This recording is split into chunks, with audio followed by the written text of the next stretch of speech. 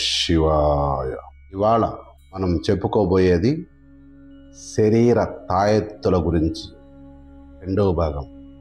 మీకెవరికైనా ఈ కావాలంటే ఈ డిస్క్రిప్షన్లో నెంబర్ ఇస్తాను, ఆ నెంబర్తో కాంటాక్ట్ అవ్వండి. తాంత్రిక సంప్రదాయంలో తాయెత్తు అంటే కేవలం మెడలో వేసుకునే లోహపు వస్తువు మాత్రమే కాదు. అది ఒక సంకల్పానికి రూపం, ఒక శక్తికి నిలయం, ఒక పరంపరకు సాక్ష్యం. కానీ కొన్ని అత్యంత గూఢమైన పరంపరల్లో తాయెత్తు శరీరం వెలుపల ఉండదు, అది శరీరం లోపలనే ప్రతిష్ఠించబడుతుంది, శరీరంతో ఏకమవుతుంది, చివరికి శరీరమే అవుతుంది. ఈ విద్యను శరీర తాయెత్తు ప్రతిష్ఠ అని పిలుస్తారు. ఈ విద్యలో 4 స్థాయిలు ఉంటాయి. ఈ సంప్రదాయంలో శరీర తాయెత్తులు 4 స్థాయిల్లో వర్ణించబడతాయి. ప్రతి స్థాయికి ఒక పేరు ఉంది, ఒక అర్హత ఉంది, ఒక బాధ్యత ఉంది. మొదటి స్థాయి రక్ష, సాధారణ రక్షణ, మానసిక స్థిరత్వం, ధైర్యం. ఇవి ఈ స్థాయి తాయెత్తు ప్రయోజనాలు. సాధారణ సాధకులకు అనుకూలమైనది, శరీరం అత్యంత సురక్షితమైన స్థానంలో ప్రతిష్ఠించబడుతుంది. రెండవ స్థాయి ధూత. ఇది కేవలం రక్షణకు మాత్రమే కాదు, సంకల్పాన్ని కేంద్రీకరించడానికి, చైతన్యాన్ని నిర్దిష్ట దశలో నడిపించడానికి ఈ స్థాయి ఉపయోగపడుతుంది. ధరించిన వ్యక్తి సాధన పరిపక్వతమైనప్పుడు మాత్రమే ఈ స్థాయి అనుకూలమవుతుంది. ఇక మూడవ స్థాయి వేలిక. ఇది సాధారణ ప్రజల కోసం కాదు, విశేష నియమాలు, కఠిన సాధనలు మరియు పూర్ణ బాధ్యత స్వీకరించిన వారికి మాత్రమే. సాధనలో ముందుకు వెళ్ళాలి, జీవితంలో అత్యంత ముందుకు వెళ్ళాలి అనే సంకల్పం ఉన్న వ్యక్తులకు మాత్రమే ఈ స్థాయి అనుమతించబడుతుంది. ఇది ప్రతి ఒక్కసారి ప్రతిష్ఠించిన తర్వాత వెనక్కి తీసుకోలేనిది, శరీరంతో పోటే మోయాల్సి వస్తుందని గమనించండి. ఇక 4వ స్థాయి భైరవ అంటారు. ఈ పేరు బహిరంగ ఉచ్చరించబడదు. కొన్ని పరంపరల్లో రాజులు, సేనాధిపతులు లేక కీలక క్షేత్ర బాధ్యతలు నిర్వహించే నాయకులకు మాత్రమే ఈ స్థాయి అనుమతించబడేది. ఇది శక్తికి, సంకల్పానికి మరియు పరమరక్షణకు ప్రతీక. ఈ తాయెత్తు ధరించిన వ్యక్తి శత్రువు ముందు, ఎవరైతే ఈ తాయెత్తు ధరిస్తాడో అతని ముందు మారణ ప్రయోగాలు చేయగలిగిన శత్రువు కూడా నిలబడలేడు. అతని చైతన్యం వేరే స్థాయిలో పనిచేస్తుందని పరంపర చెబుతుంది. ఈ తాయెత్తులన్నిటికి కూడా హోమప్రాప్తమైనటువంటి స్వర్ణాన్ని మాత్రమే వాడుతారు. ఈ సంప్రదాయంలో ఒక లోహం ఉపయోగించబడుతుంది, స్వర్ణం. మంత్రశాస్త్రం స్వర్ణాన్ని కేవలం విలువైన లోహంగా చూడదు, అది సూర్య చైతన్యానికి మూల రూపం.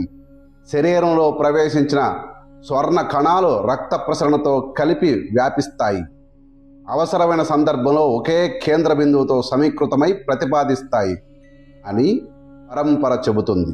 ఇది శాస్త్రీయ వాదన కాదు, ఇది తాంత్రిక దర్శనం. స్వర్ణం శరీరంలో ఏకమైనప్పుడు అది ధరించిన వ్యక్తి యొక్క సంకల్పాన్ని ఒక స్థూల ఆధారం అందుతుందని నమ్మకం. ఇది ధరించాలంటే ముందుగా ఎవరైతే ఇది చెయ్యాలనుకుంటారో వాళ్ళకి ముందే 40 రోజులు సాధన. ఈ సాధన చేసిన వ్యక్తులకే ఈ తాయెత్తుని ప్రతిష్ఠించే అర్హత వస్తుంది, తన శరీరంలో తాను ప్రతిష్ఠించుకునే అర్హత వస్తుంది. ఈ శరీర తాయెత్తు ప్రతిష్ఠ అనేది ఒక్క రోజులో జరిగే క్రియ కాదు.